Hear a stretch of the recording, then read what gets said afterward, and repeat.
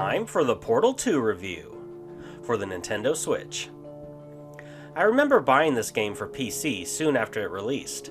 I thought the original was one of a kind and was excited to play its successor. Is the same true on Switch? Let's find out.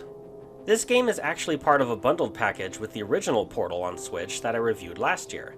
As you begin, you find yourself as the original character from Portal 1 trying to escape a collapsing facility with the assistance of a new robot leading the way. Eventually, you acquire the portal gun and end up encountering GLaDOS, the antagonist robot from the first game, and after certain events play out, you find yourself in the depths of the facility, and the main challenge is finding your way back. A good chunk of the game consists you having to figure out test chambers with your portal gun. Technically, it's a dual portal gun as it can shoot and create both blue and orange portals, but this is another way of saying it can create both sides of a window, as when you enter a blue portal, you exit the orange one, and vice versa.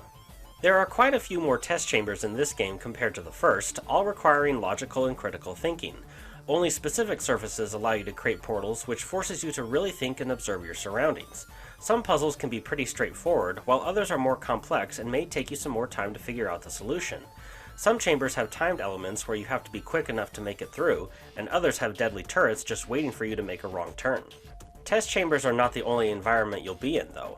As I said before, you'll find yourself within the ruins of the facility deep underground, and you'll need to use the learned principles when it comes to portals to progress through.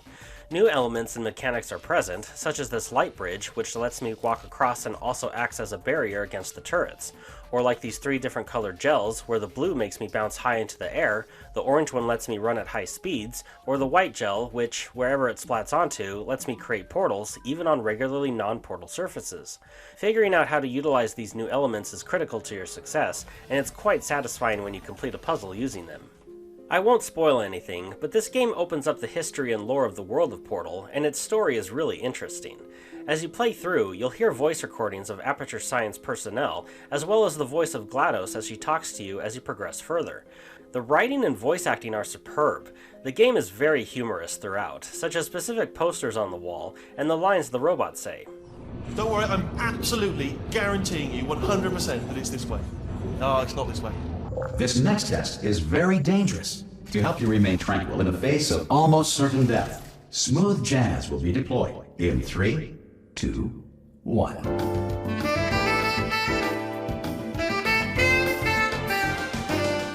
The graphics look great, and the 60 FPS ran smoothly throughout.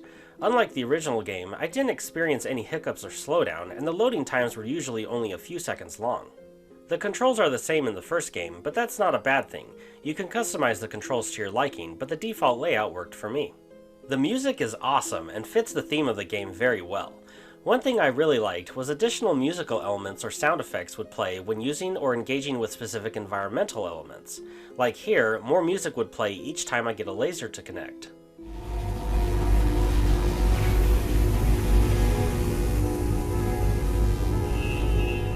Or here, a synth sound effect plays when I bounce on the blue gel.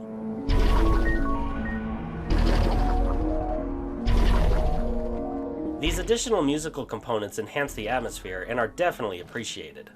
While definitely longer than the first game, it's still not huge by today's standards. It took me about 8 hours to finish, which is a bit small, but then again, I feel if it were any longer, it could potentially start to feel stale, as every level is generally the same thing, get from point A to point B using portals. You could get some crazy complex puzzles if they gave you another portal gun to dual wield, but I'm glad they didn't, as a few puzzles were difficult to figure out, especially this one. I won't explain it, but let's just say my way of solving it was basically the way you're supposed to do it, except for one minor detail that I really feel is splitting hairs. I unfortunately had to look up the solution and wasn't happy to find out that I was basically doing it correctly, except for this one tiny detail. Oh well, most of the other puzzles had a good balance and were challenging enough. There are a few multiplayer options with both local and online cooperative play. Here you'll need to use teamwork to solve the puzzles and progress through. I'm actually shocked I was able to find someone online to play with. These were quite fun, I'm surprised to say. I don't generally enjoy co-op play unless it's the right type of game, but I guess it also depends on the person you play with. Thanks, Lizzie. Portal 2 is a great sequel to the awesome original.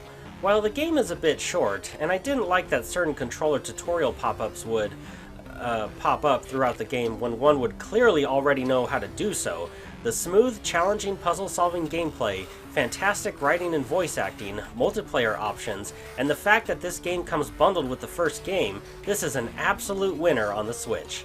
This game gets a 4.75 out of 5 with the title of Epic.